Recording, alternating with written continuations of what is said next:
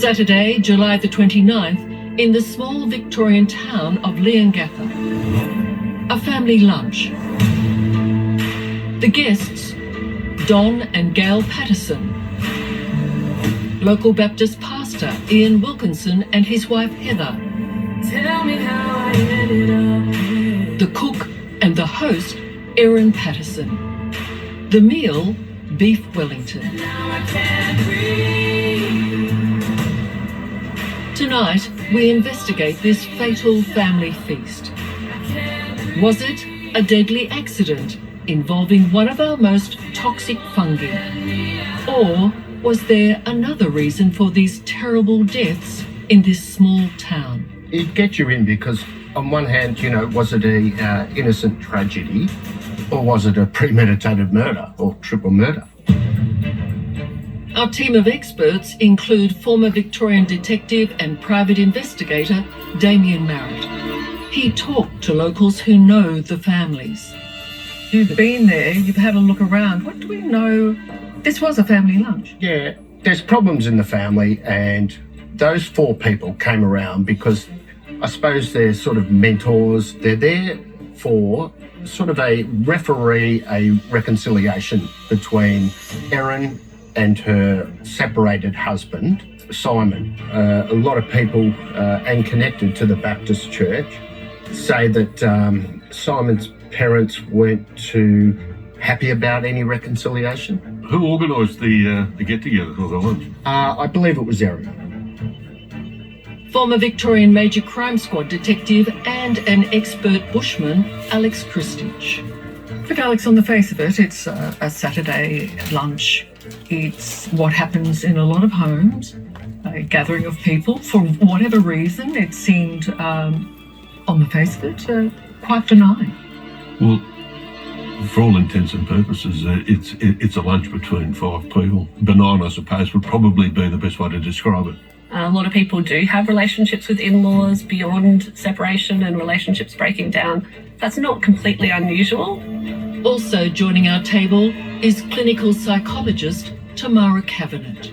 Often, yes, there's conflict in families. I think everyone knows that. So just because things give the appearance of being amicable doesn't always mean that they are, and things are often unspoken. But no matter the family dynamics that day, tragedy would strike. The group became sick the following day and went to hospital thinking it was gastro, but their conditions deteriorated. July the 30th, the day after the lunch, all 4 guests are admitted to hospital. Their symptoms strongly suggest they've been poisoned by a deadly mushroom, the death cap. 6 days later, on Friday, the 4th of August, Gail Patterson and Heather Wilkinson die. By the next day, Don Patterson is also dead. And tonight, Pastor Ian Wilkinson remains in hospital. Can I bring you in here, Michael? When somebody arrives with symptoms of poisoning, and if we are to presume it's from this mushroom, how would you know? How quickly can you determine that? Well, that's one of the interesting things with this toxin and this mushroom is that there's usually a delay of many hours after you've eaten the mushroom and ingested the toxin before you actually start to get sick. Dr. Michael Robertson is one of Australia's leading forensic toxicologists. So they've gone home, they've finished lunch, I presume they probably felt okay. If we're dealing with the death cap mushroom, they're feeling fine, they go home. It may be that they're on their way to bed later in the day and now they start to feel quite unwell, which is why sometimes it can be a little bit difficult to then think, what did I have at lunch? Please enlighten me. All patients at the same hospital, yeah? Yes. And the hospital would have been aware that all of this happened in or about the same location at about the same time. Yeah.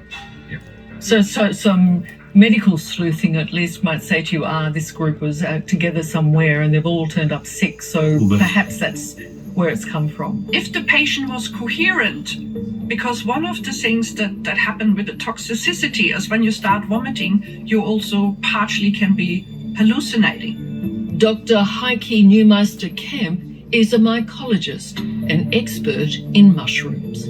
Mushroom poisoning, it is so nasty because we don't really have an antidote. We don't have an venom that we can, oh yeah, you just get an injection and now that's over and done with. We've heard about the violent vomiting, diarrhea, and in fact that first phase can be really quite debilitating in and of itself. It's then when the people start to feel better that they think it's over and done with. It's called the honeymoon period, when the victim feels they're recovering. But in truth, the death cap mushroom is a ruthless killing machine. Its poisonous toxin sparks a vicious cycle, so that even after it's been excreted, the body continues to destroy itself. Michael, this horrific cycle, this toxic cycle that I had no idea happens. It's one of those toxins that gets into your system. We don't know necessarily how it works completely. It gets absorbed into the bloodstream. It then gets transported to the liver and it gets absorbed into the liver. The body doesn't break this toxin down, so we've actually just got to get rid of it, usually in the urine, but also in the bile. And the bile duct drops bile back into the intestines. It's triggering basically the death of the liver cells. In essence, you're telling me your body's trying to get rid of it, but then it's still in there and it's started killing you. Exactly. And then the toxin leaves, but your body's still turning on you. That's right. Well, the toxin's gone within a few days. On a DNA level, you're literally regurgitating the toxin, and then slowly but consistently your liver literally dissolves. And that is the really sick-making part here. For the three who have died, it was a horrific end.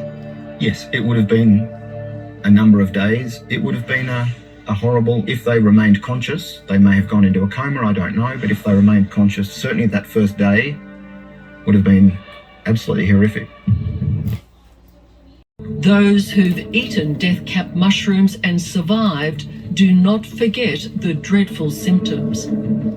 Canberra man Simon Claringbold found the mushrooms in his garden. Today, he feels lucky to be alive. I thought, geez, those mushrooms look great. I'll have them on my spaghetti bolognese tonight. 18 hours later, I started being really violently ill. I just felt this impending doom because basically I knew I was poisoned and the poison was slowly overcoming my body and there was no way out. So you're just sort of contemplating the fact that you're facing the end. For 11 days, Simon stared at death. I was convinced that I was going to die, and so I recorded video messages for my children because I knew I was going to be missing that part of their lives. It's basically just waiting, sort of on death row, just waiting. Mara, that sense of doom, psychologically, people do feel that, don't they? They do, because it's one of those times in life where you would just have your entire brain overwhelmed with the emotions that you're experiencing and the sense of fear. This is so big, I'm not going to survive. Absolutely. And it can cause traumatic reactions for years to come because they've been through what is essentially near death. You struck a house of cards. The person at the centre of this tragedy is mother of two, Erin Patterson. She has been named as the person of interest, but only because she was the cook. And as police pointed out, it doesn't mean she is guilty of a crime. It has, though, put this seemingly shy, very private person at the centre of a very public and global media storm. It's a tragedy what's happened. Can you tell us about the meal that you cooked? I'm sorry. Devastated by what's happened, by the loss of Don. Don is still in hospital. The loss of Ian and Heather and Gail. They were some of the best people that I've ever met. Gail was like... Take your time. Gail was the love that I didn't have because my mum passed away 4 years ago. And Gail's never been anything but good and kind to me. And Ian and Heather were some of the best people I've ever met. They never did anything wrong to me, and I'm so devastated about what's happened. Can you tell us And the loss to the community, and to the families, and to my own children who've lost their grandmother. Everything about Erin Patterson is under scrutiny. How would she be coping, Tamara? So, I mean, obviously she'd be under incredible stress and pressure, absolutely overwhelmed. You make the point that with the knowledge that the world is looking at you and you have, a lot of media at your door, it is hard to respond naturally. So whenever we have, intense, I guess, attention to us, it can change how we respond. You can actually really struggle because it'll kick in your fight and flight, and a lot of your responses can often appear incongruent with what people would expect. Erin, how are you going? Are you okay? I'm going shit house. Thanks for asking. You guys aren't helping. That's where we fall into an unfortunate judgment, don't we? Because this is in public now. Certainly. So, there's historical cases where people have been entirely exonerated of something and people have judged their presentation, particularly in front of the media, and have decided whether they believe that indicates guilt or otherwise. Lindy Chamberlain. Yeah, it's the Australian case that comes to mind. And it's simply because we have all of these expectations about what we think is appropriate for a response in high stress. Alex, when you look at Erin Patterson, what do you think? There are a lot of variables involved in situations like this. She may well not have done anything wrong, but she may well also be a person of interest or a suspect. You can rest assured that there will be no stone unturned regarding Erin's background, her conduct, her behaviour, things that she has been involved with, inquiries she's made, things that she's done. And as a police officer, you do look at Erin's public appearances, don't you? Of course you do, but you can't allow that to sway you as far as investigators concerned. So you can't be swayed by she seemed so terribly upset, as much as you can't be swayed by is she really upset? Well, if you've got three people that you love have all of a sudden died as a result of having a meal at your place, you wouldn't be human if you weren't in some way upset or showed some sort of emotion. As detectives, we don't operate on emotions, we operate on facts. How are you? I just can't believe it. In the media scramble to learn more about the mushroom meal, Can you tell us where the mushrooms came from? Erin Patterson found herself being pushed for answers. So the media asking questions intrigues you, Of course it does. and the answer must intrigue if you. somebody, if there is an incidental admission or comment made by a suspect, that can well become evidentiary material. And Erin Patterson at that point was asked about the mushrooms. You would look at that. Well, of course, it's probably the most significant aspect of the case. We take everything. Everything's on the table if you're an investigator. The deadly dish, If you intended to mask the fact that there was mushrooms in a dish, that would probably be a fairly good way of doing it. and those mushrooms If one wanted to obtain this fungi, it is certainly available. under the microscope. It was not just one mushroom. 10 or more of these caps at least. That's next on Under Investigation.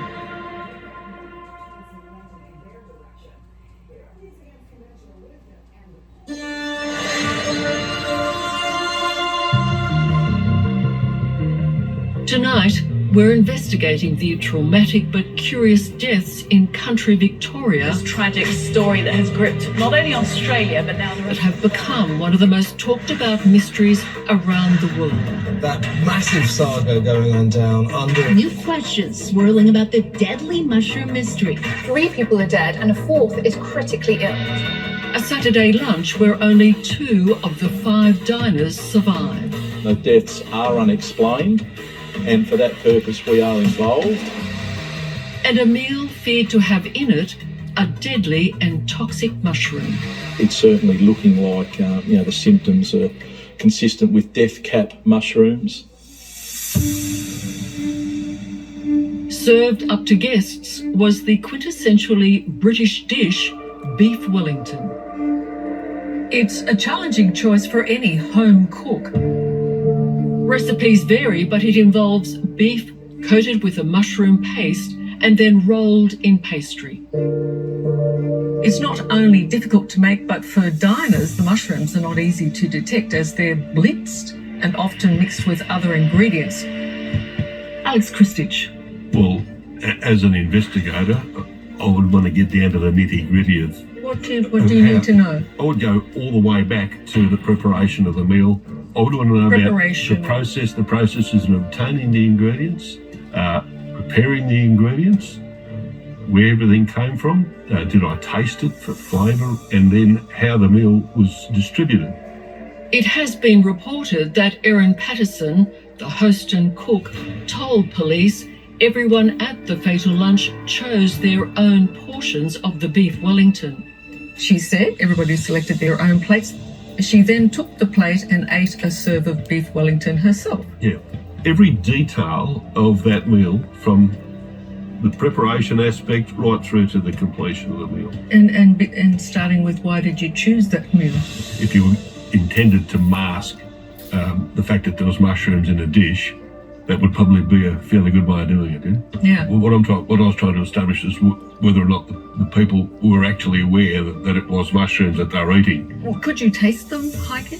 I mean, if there's a bad mushroom, can you taste a bad mushroom? You wouldn't taste a bad mushroom. Also, it's not that it tastes bitter or anyhow unpleasant. So it would be probably nice to consume.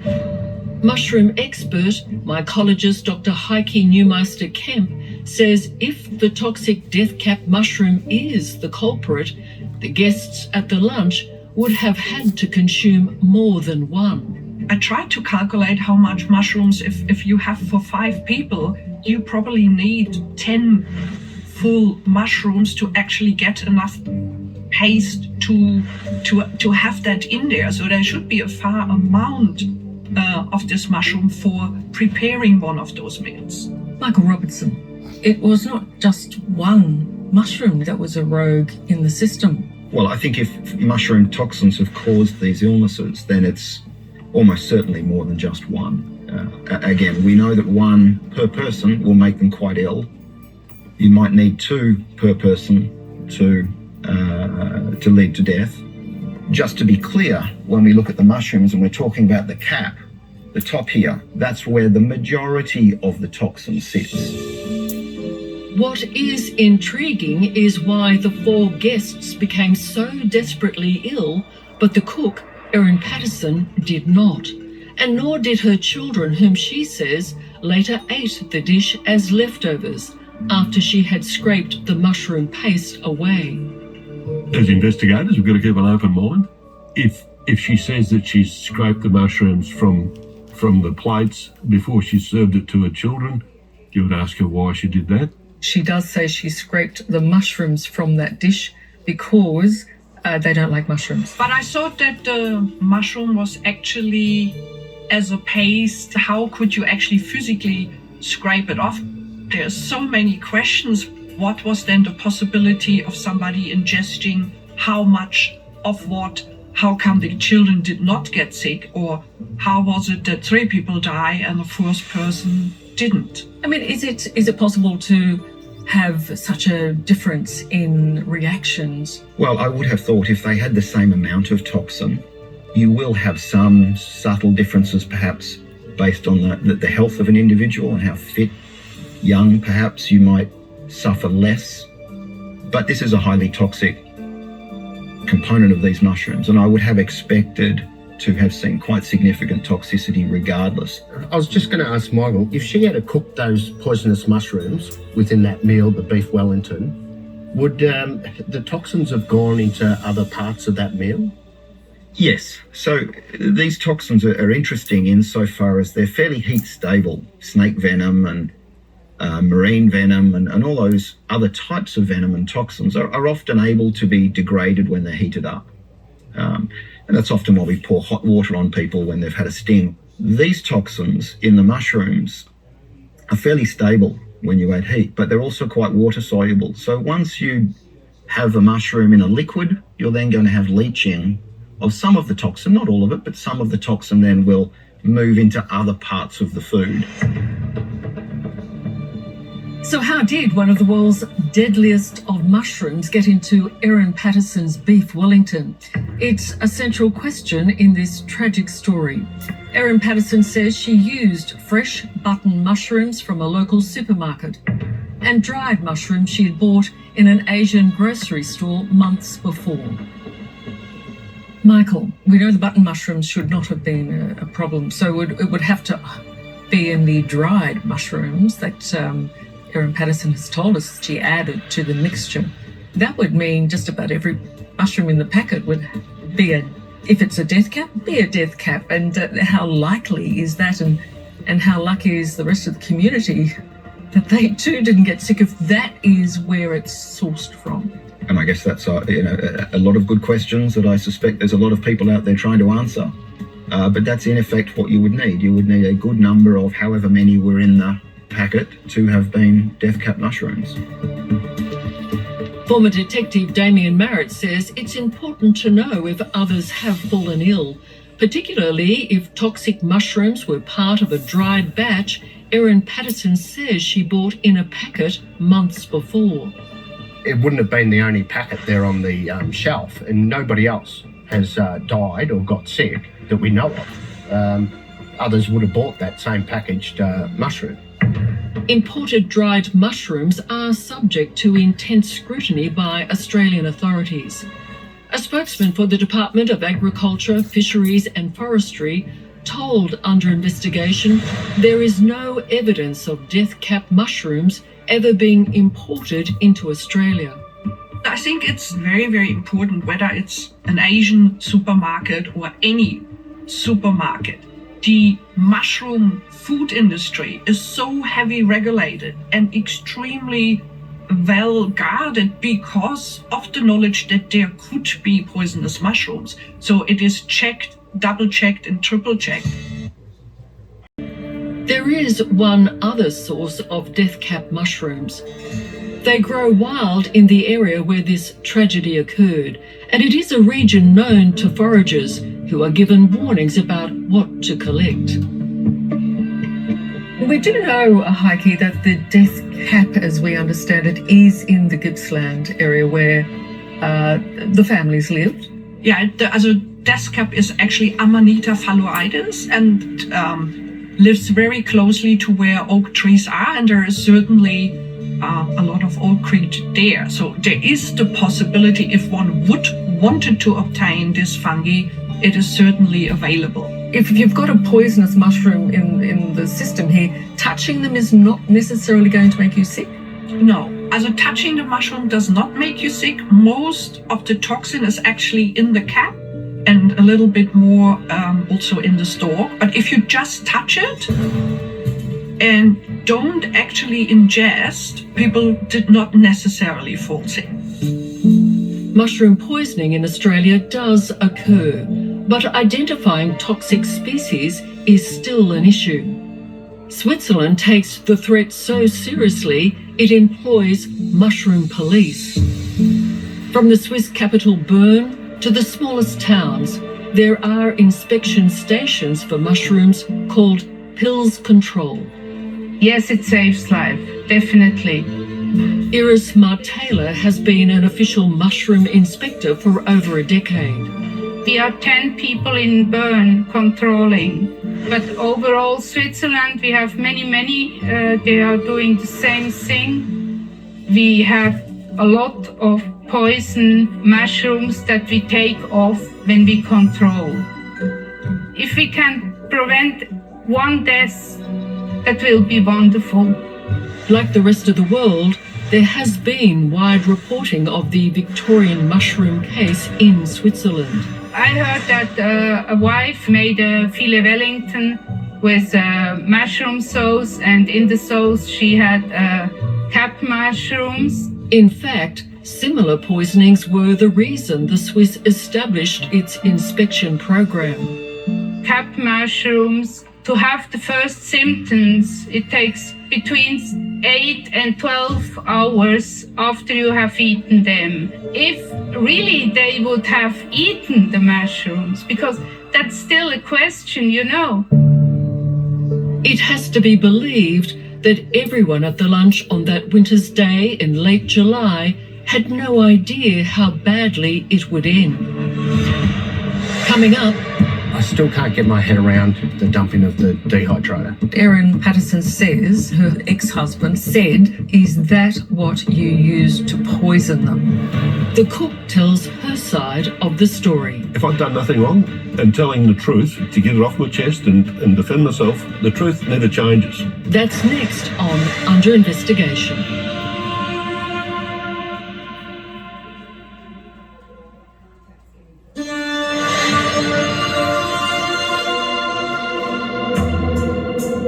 Victoria's deadly mushroom mystery has had an appalling impact. A small community has lost 3 of its residents, and a 4th clings to life. All would have suffered terribly. Was it an innocent tragedy, or was it a premeditated murder or triple murder?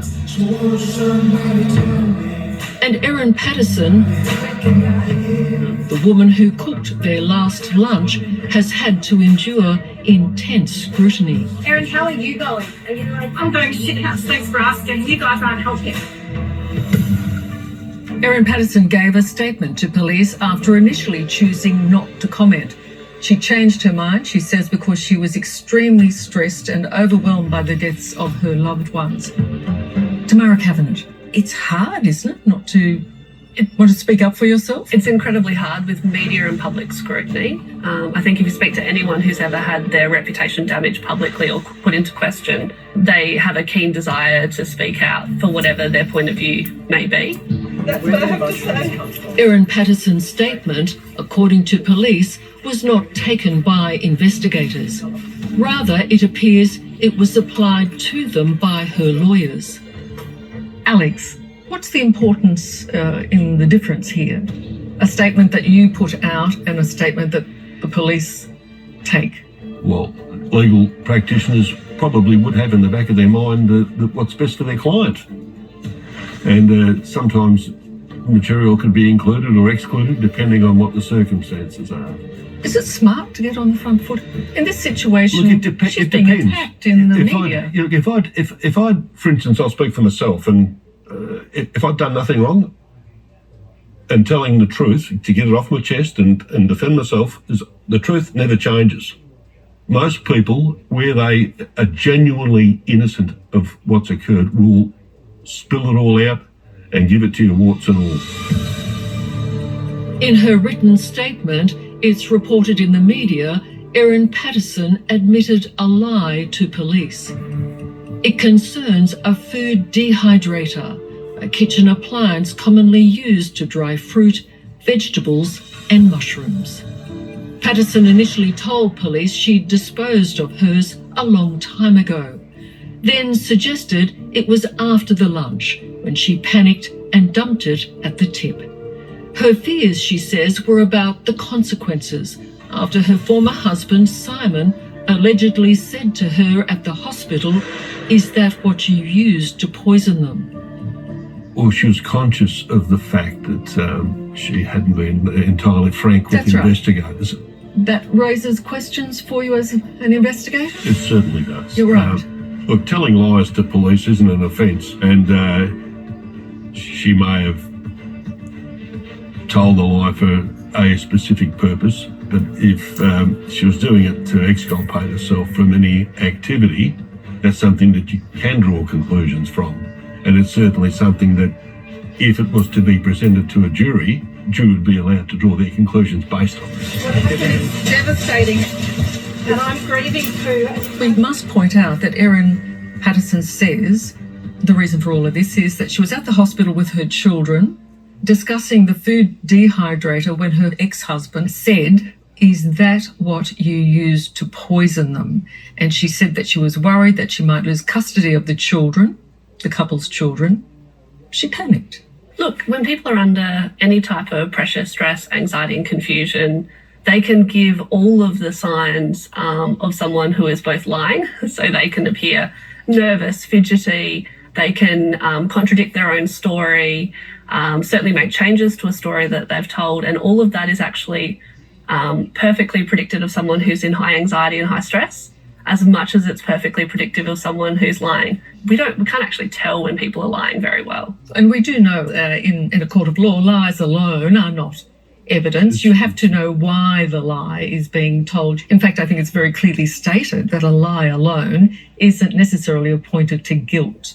No, but it's something that may indicate a consciousness or a level of culpability.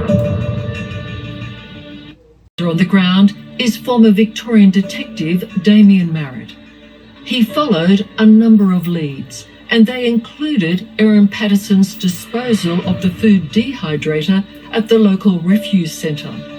There's two tips. There's one in Kurumburra, which is 13 k's from Leongatha, and there's another tip in Coonawarra, but that's about half that distance. So she's decided to go to the Coonawarra tip, and on speaking with workers there, interestingly, without saying when did she come or anything like that, one of them stated to us that I don't know because I wasn't working Saturday morning. Now, this is after... Saturday morning. That's the morning of the lunch. Yeah, which doesn't make sense. There was CCTV footage, so the police would have that and they can work out when it was. And there were other kitchen utensils we understand police fought in the dump. What a lot of the workers said down there, because look, they've been told not to say anything to media. So they basically said the police were here on Tuesday looking for, I think it was microwave trays and other utensils. So, you know, obviously they're wondering what she did dump there and whether there's a chance she dumped other sort of kitchen utensils and things there. They wouldn't have gone just to that tip. They would have gone to every tip in the area, and they would have interviewed all the relevant witnesses, the people that were present, and obtained all the exhibits. According to mycologist Dr. Heike Neumeister-Kemp, police will be testing the food dehydrator for traces of death cap mushrooms.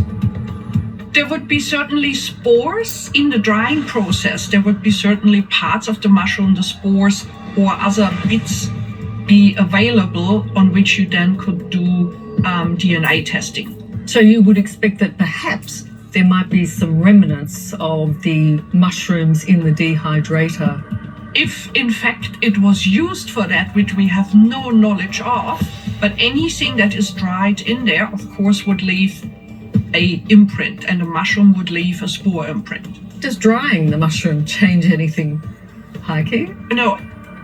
Drying mushrooms is used very widely for preservation. It looks different, but the dried mushroom will have the same capacity as A, taste, and B, the toxicity that is inside it.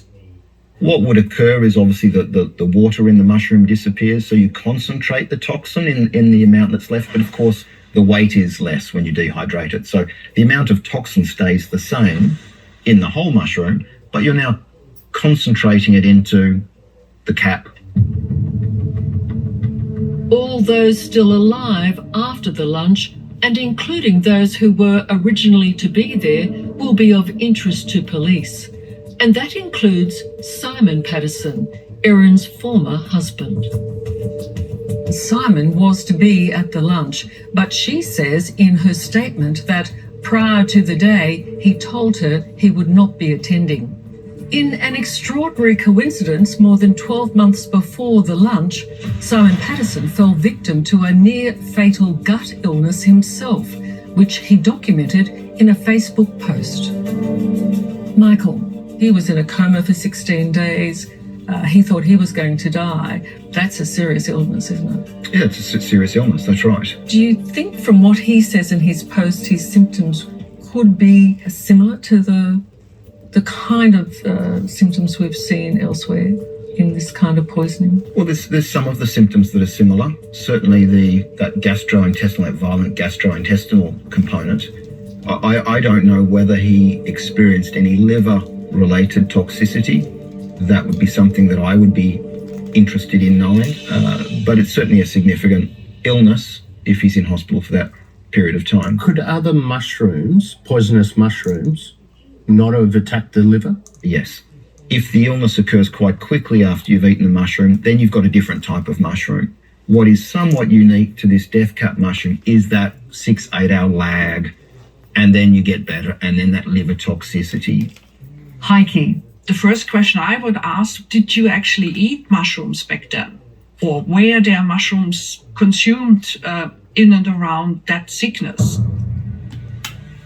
We are not suggesting in any way that Erin Patterson was involved in her ex-husband's illness. In a case that's so baffling, it is just another mystery. Coming up, Oh Lord, he said, looks like these are poison mushrooms. the mushroom meal in America And that, in fact, was the cause of death. that ended in a murder conviction. If they're able to identify the death cap, For the laboratory, that's you're halfway there. That's next on Under Investigation.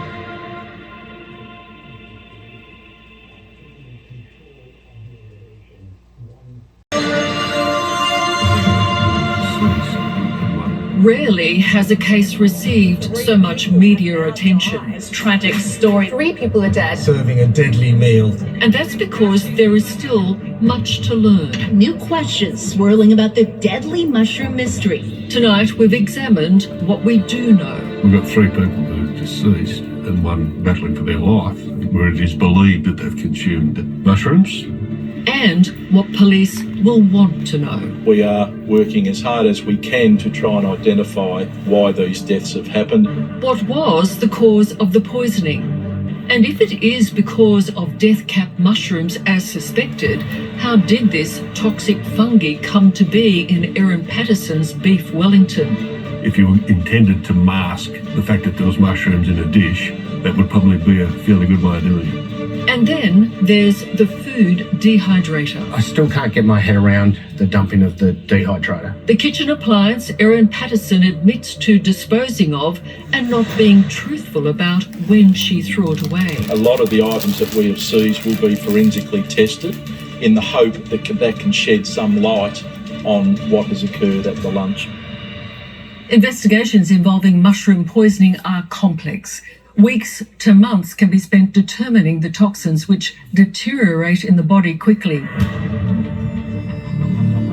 Each one of these cases are as individual as people are. It's like looking for a needle in a haystack.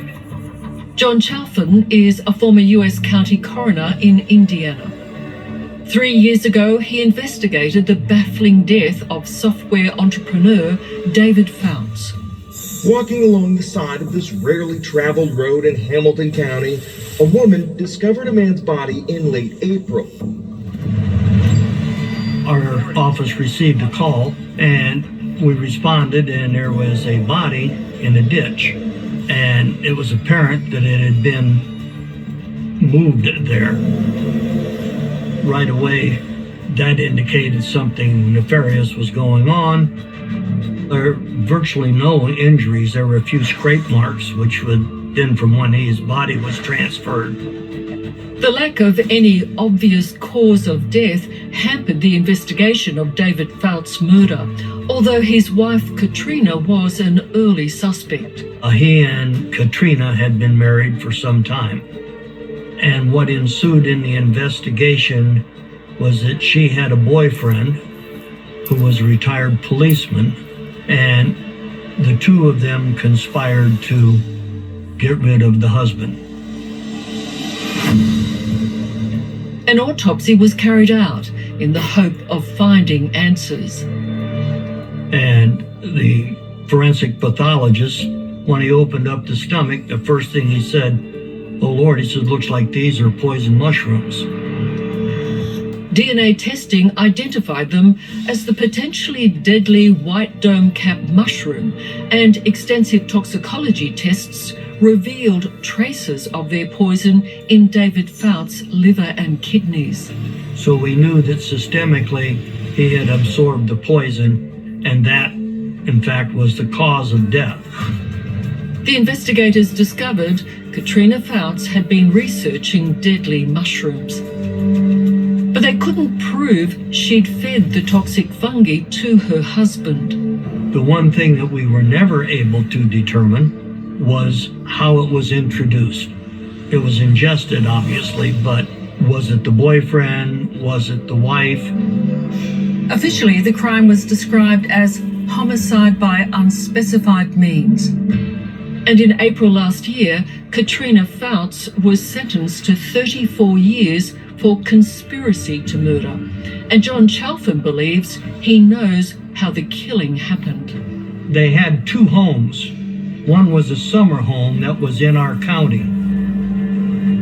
When they searched the summer home, they found a pizza box. I believe that he had eaten a pizza and they dusted it with mushrooms. Coroner Chalfin's experience illustrates how demanding it is for police investigating possible poisonings. Poisonings are very remote. And then you have to be able to prove, was there intent to kill somebody? What was the motive? What was the opportunity? What was the agent? So all those things have to be satisfied in order to successfully prosecute someone. In Australia, Victorian police have warned their investigation into the tragedy of Leongatha will not be speedy. They still need to determine with certainty that the beef Wellington Erin Patterson served to her guests had in it the poisonous death cap mushrooms. That requires long and complex testing to identify the toxin, something that may need international assistance. Toxicology laboratories are set up for routine toxicology testing. This wouldn't be seen by routine toxicology. They would have to look for it. Now, the Victorian Institute of Forensic Medicine, which would be responsible for doing this testing, that's as good a laboratory as you'll find anywhere in the world. Now, whether they are able to do the testing, I don't know. It may be that they send the samples to Europe, perhaps, because that's where they see it more often. It may be that they get some expertise brought in from overseas. Yes, but if they're able to identify the death cap. For the laboratory, that's you're halfway there. We know that the four elderly guests became desperately ill, but we also know, according to Erin Patterson, she felt unwell and she handed leftovers of the meat to the hospital toxicologists. So if that's correct, they have a specimen right there of the lunch. How important is that? That would be critically important if they've kept it. That would be a critical piece of evidence. Police investigations will be to determine whether or not there has been foul play. We have to keep an open mind in relation to this, that it could be very innocent. And that will be about proving intent. Just because you're a careless cook doesn't make you a murderer. Police have named Erin Patterson as a suspect only because she's the cook, but they're obliged, as you said, to investigate whether there has been foul play. That's just a fact. If she was an innocent agent, which is something that needs to be considered, fine, you know. We don't know what all the facts are. What do you need here now? This will be conducted by a team or teams of detectives, supported by analysts, supported by forensic toxicologists, supported by all sorts of state-of-the-art investigative tools. I can assure you by the end of this, the police will be fully aware of all of the circumstances. And in this thorough investigation, police would also be obliged to check whether or not there is a motive to cause harm. You don't just kill somebody without a reason. You need, in most cases, people don't kill people that they don't know. They kill people that they know and that they grow to dislike for whatever reason. And That's your motive aspect of things. Then you go to an opportunity. So you've got a means, which is perhaps a poison, an opportunity to deliver it. Damien, having been on the ground, you've gone to these towns, you've spoken to the people. What did you come away with, and what were the questions you might like to ask?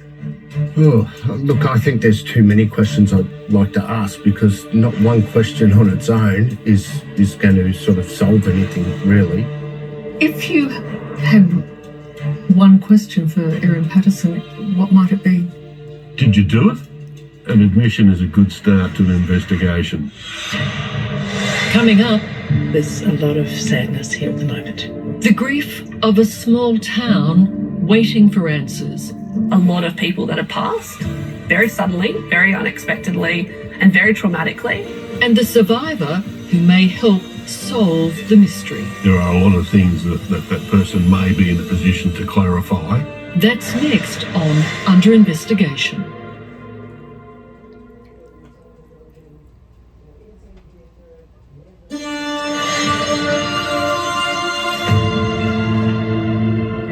This case may have the whole world talking, but for a small town in Victoria, it's been a harrowing experience. Tell me how I ended up here. When a tragedy happens in a small community, it has a real hurt. People hurt here, and it's been a difficult time over the last 3 weeks. People are feeling very heavy with having lost such wonderful people that have been very much part of the community, part of the church, part of the school. So there's a lot of sadness here at the moment. For locals, this is not just a mystery, it is also a terrible tragedy. What would be the psychology in this very small location? Look, it can certainly divide a small community over their beliefs or thoughts on what happened and how it makes them feel about who they trust and why. A lot of people that have passed very suddenly, very unexpectedly, and very traumatically. They've lost 3 of their own. Don and Gail Patterson and her sister Heather Wilkinson. These are people who've played important roles and central to the community. Very known. So you can absolutely expect that this will have a dramatic effect and often sometimes for years to come on a community. But there is news that the condition of Heather's husband, Pastor Ian Wilkinson, may be improving. There have been poisonings where people have recovered, and that's perhaps where we see at the moment one of the individuals in hospital, stable, but they may or may not, I don't know, they may be considering liver transplants and those sorts of things. Today is a day of prayer for sole survivor Pastor Ian Wilkinson at the neighbouring Catholic Church in Korumburra as he recovers in hospital. Ian Wilkinson could become a crucial witness. The importance of the surviving member of the lunch? There are a lot of things that person may be in a position to clarify, and details that person can give with regards to all of the circumstances surrounding this. He could support or contradict certain things that have happened, and that will tell a lot. Until this case is resolved, Erin Patterson will remain in the spotlight and a person of interest to police. Devastating. And I'm grieving too. For you, Tamara, I guess this is a prime example of where we have to be thoughtful about our public judgments, because it's now in the court of public opinion. Yeah, certainly, I see people who have been pulled through, public trials that have nothing to do with whether the facts on the table are in fact what occurred, and huge pressure on them and reputations ruined. So yes, I do think people need to be really cautious around that. Yeah. Can this be resolved? Oh, I think it'll be resolved. I definitely believe that the police will come to an outcome that will either exonerate her or, stand up in court. It'll definitely be resolved. Yep. Why are you so definite? You've got all of the ingredients that you require. You've got a live victim in hospital. You've got all of the other material that the police are in the process of collecting, analysing. That they will come up with There's a lot a there. full and detailed report as to exactly what happened for both of those reasons. This is one of the most serious cases of suspected poisoning by mushrooms in Australia.